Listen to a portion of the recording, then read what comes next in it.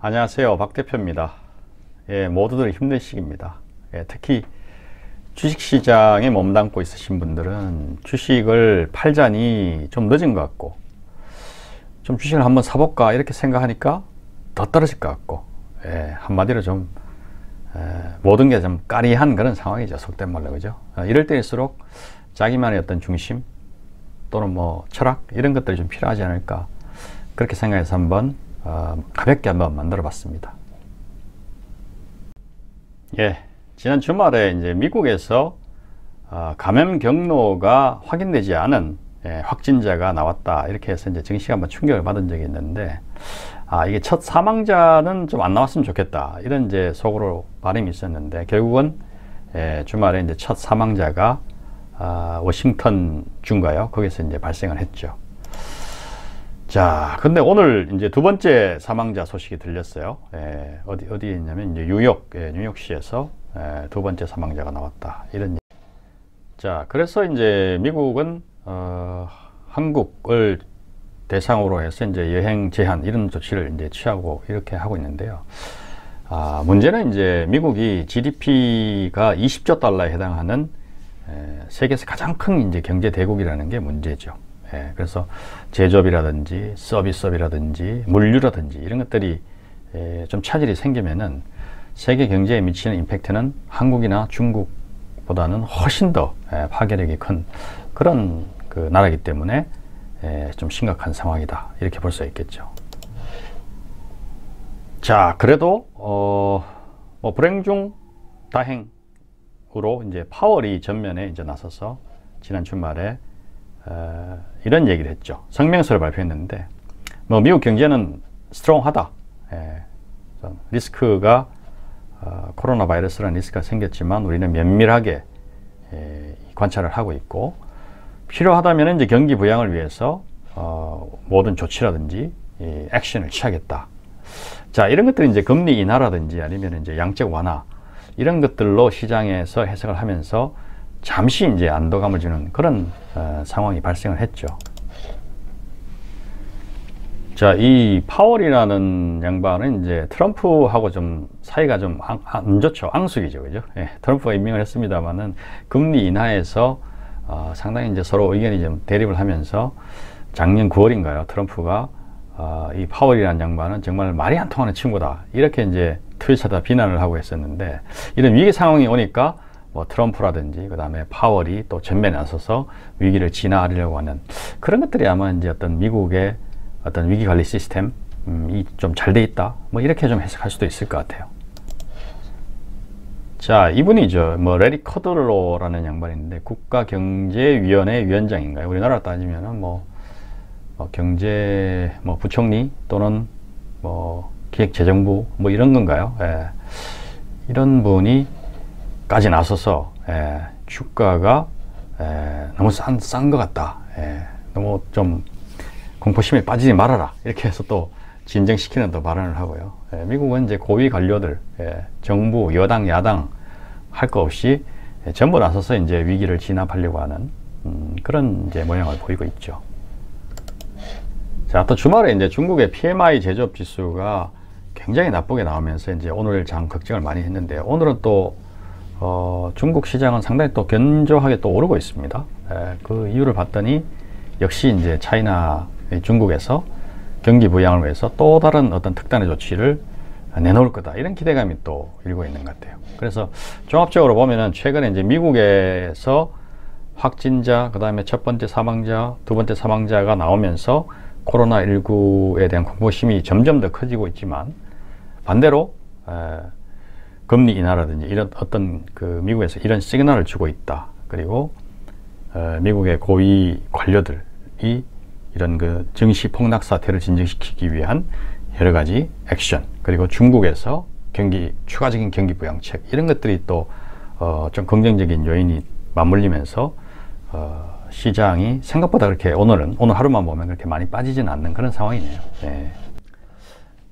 두 번째에 이제 미국 증시에 좀 긍정적인 요인으로 작용할 수 있다, 이렇게 생각되는 게 뭐냐면, 지금 코로나19의 영향으로 기업들의 실적이 좀 나쁠 것 같다, 생각보다 이런 이제 우려가 실제로 많지 않습니까? 세계 어느 기업도 이제 예외는 될 수가 없겠죠. 근데 미국은 유독 그런 그 변화된 상황 이런 것들을 기업들이 굉장히 클리어하게 시장에 제시하면서 기대 수준을 이미 많이 낮춰놓고 있어요. 이것들이 사실은 좀 주식시장에는 굉장히 긍정적인 변수라고 보고 있는데요. 최근에 이제 마이크로소프트라는 회사가 지난 1월 29일 날 여기 보시면 이제 1월 29일 날 제시했던 가이던스가 달성하기가 좀 어려워졌다. 이런 또 공시를 한 적이 있어요. 굳이 안 해도 되는데 이런까지 왜 했을까? 이런 생각이 들 정도로 굉장히 클리어하게 지금 업데이트를 하고 있죠. 예, 지금 어떤 시장 참여자들은 주가가 앞으로 얼마나 더 빠질까? 이것이 가장 큰 관심사겠죠. 그죠? 그래서 이 CNBC에서 뭐 좀 흥미로운 통계 자료를 냈었는데요. 지난 26번의 어떤 증시의 큰 조정기에서는 4달 동안 한 13.7% 정도가 평균적으로 빠졌다. 보시면 이게 46년부터 뭐 50년, 53년 그리고 최근 2015년, 2018년까지 이런 26번의 증시 조정에서 평균적으로 13.7% 정도가 빠졌다. 뭐 이런 통계가 있고요. 그리고 이 조정이 좀 리커버 될 때까지, 회복될 때까지는 평균 4개월 정도가 소요됐다. 이런 이제 통계를 낸 적이 있어요. 예. 근데 지금 한번 볼까요? 최근에 이제 고점이 이제 3,380포인트, S&P 500 기준으로요. 예. 근데 지금 한 13% 정도 빠졌어요. 예. 이런 통계로만 보면 사실은 빠질 만큼 빠졌다. 이렇게 생각할 수가 있는데, 옛날 통계 자료, 옛날에 이랬으니까 이번에도 이럴 것이다. 뭐 그런 것은 아니죠. 하지만 이제 참고를 하자면 주가는 좀 빠질 만큼 빠진 게 아니냐. 이런 생각도 할 수가 있는 거죠. 지난주까지만 해도 이제 그 미국 증시는 너무 오르는 것이 아니냐. 이렇게 분위기 한참 좋았죠. 그때 지적됐던 것이 미국 증시의 PR이 좀 부담스러운 수준까지 왔다. 얼마냐 하면 18.9배. 예. 과거 5년 평균이 뭐 16.7배 정도 되는데, 그걸 이상으로 지금 많이 올라와 있으니 좀 부담스럽다. 이렇게 이제 지적을 많이 했었는데, 지금 불과 일주일 사이에 이제 주가가 폭락을 하면서 다시 16.7배까지 갔어요. 그래서 이것은 어떤 얘기를 하느냐 하면은, 이제는 증시의 어떤 밸류에이션 부담이 상당히 완화됐다. 떨어질 만큼 떨어졌다. 뭐 이런 것도 향후에 어떤 증시 반등이 좀 빨리 올 수 있는 그런 상황적 요인이 된다고 저는 생각을 하고 있습니다. 그래서 이제 긍정적인 요인과 부정적인 요인이 지금 혼재되어 있는 그런 상황인데, 주식을 갖고 있는 사람들은 이런 생각을 많이 합니다. 지금이라도 주식을 다 팔아야 되나? 늦었다고 생각하지만 지금이라도 다 팔아야 되나? 이렇게 생각을 많이 하는데요. 저는 좀 달리 접근하라고 좀 권유하고 싶습니다. 일단 타이밍이 중요한 게 아니고요. 이 주식, 내가 가지고 있는 주식을 지금 가격에도 팔아야 되는 가격이냐, 이걸 한번 생각해 보면요, 좀 답이 나오지 않을까 이렇게 생각합니다. 내가 만약 해서 뭐 애플이라든지 뭐 아마존이라든지 마이크로소프트라든지 구글이라든지 이런 세계적으로 뭐 탑 10에 드는 그런 기업의 주식을 갖고 있다면, 그런 기업들이 과연 이 코로나19에 얼마나 영향을 받을까? 그럼 합리적인 가격은 얼마일까? 근데 지금 주가는 말도 안 되게 떨어져 있는 것은 아닐까? 그럼 이 가격에도 내가 팔아야 되나? 뭐 이런 생각을 한번 해보면 이 주식에 대한 어떤 그 믿음, 이런 것들이 좀 더 확고해지지 않을까, 그렇게 생각을 하고요. 주식을 지금 안 갖고 있는 사람들은 또 이런 생각을 할 겁니다. 지금 사도 될까? 조금 더 있다 살까? 아니면 뭐 코로나19가 좀 진정되고 나서 다 잊혀질 만하면 그때 살까? 뭐 이런 생각도 많이 하게 되죠. 그래서 타이밍을 좀 찾게 되는 거죠. 하지만 이것도 마찬가지입니다. 내가 살려고 하는, 관심 있게 보고 있는 주식이 지금 가격이면은 충분히 살만한 매력이 있느냐? 타이밍을 떠나서 가격을 한번 보시면은 아마도 조금 더 쉽게 답이 나오지 않을까, 그렇게 생각을 해봅니다. 자, 우리는 이제 타이밍, 지금 살 타이밍이냐 이런 얘기 많이 하는데, 우리가 이제 너무 타이밍을 정확하게 맞추려고 하다가는 대부분 많은 것들을 놓칩니다. 그래서 우리가 보시면 이제 전문가들이 나와서 이제 환율이 어떻다, 금리가 어떻다, 뭐 무역 전쟁은 이렇게 될 것 같다, 그다음 코로나19는 이렇게 상황이 전개돼서 이렇게 마무리가 될 것 같다, 다음 달에 주가 지수가 뭐 S&P 기준으로 2,700까지 빠질 수 있다, 뭐 대선의 어떤 영향은, 뭐 주시장에 주는 영향은 어떠냐, 이런 수많은 것들을 이제 예측을 하는 전문가들이 있죠. 예. 근데 그런 전문가들이 사실은 돈을 잘 못 버는 경우가 많아요. 주식으로. 그죠? 예. 조금 이따 이제 워렌 버핏의 영상을 한번 보여드리겠지만은 우리는 주식 투자를 함에 있어서 너무 많은 것을 예측하려고 애쓰는 것은 아니냐.